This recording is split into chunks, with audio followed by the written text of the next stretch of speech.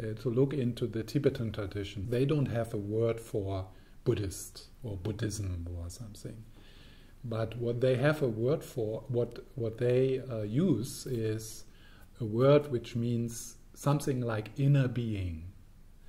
And what that means is it shifts our attention from being overly concerned with the outside world, with the circumstances of our life, and trying to fix them and trying to control them, and working hard in the outside to find a place where we feel well, where everything is well and we are safe and our desiring mind is pacified.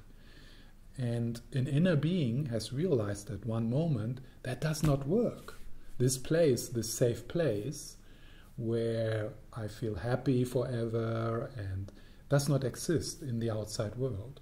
So an inner being is someone who has realized that and shifts the attention and the energy to working with the mind, to working with the inner education, based on the realization happiness is a mental event, so the causes for happiness need to be mental.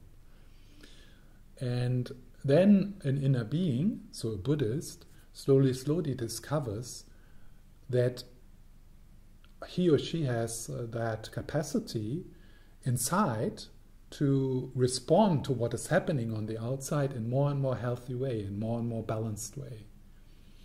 So I think a Buddhist is a person who has shifted like the undercurrent or the direction in his or her life towards working with one's mind, cultivating healthy habits in one's mind, and finally actually to discover on a very profound level what is the truth of my own being. Who am I?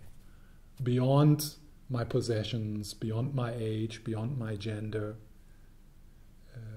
So that is what it means to be an inner being. So it is also shifting in terms of education. We are very focused on learning different things, how to deal with things on the outside world. That's where most of our energy in our life goes to. So a Buddhist, of course, does not neglect this part. We need to learn these practical things, how to use a computer, and we need to make a living, and we need to learn how to deal with people on a relative level.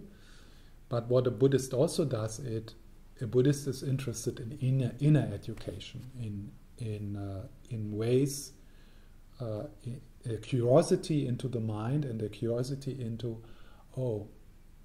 how can I respond to what is happening in my life in a more balanced and healthy way. So I'm not a particular fan of that word Buddhist or Buddhism. So even when I was still a monk and people, they assumed that I'm a Buddhist. And everyone would assume that I'm a Buddhist because I'm teaching in a Buddhist center. But I don't, like if someone asked me, are you a Buddhist? I would rather prefer to say I'm an inner being, or I'm working on my mind. The most interesting thing in the universe for me is mind, is consciousness. Our consciousness. It's not personal. It's not like me, my mind. It's like, what is consciousness and our consciousness? So to dive into that. So I would rather say like I'm an explorer of consciousness, or I'm a scientist of consciousness, of mind, rather than saying I'm a Buddhist.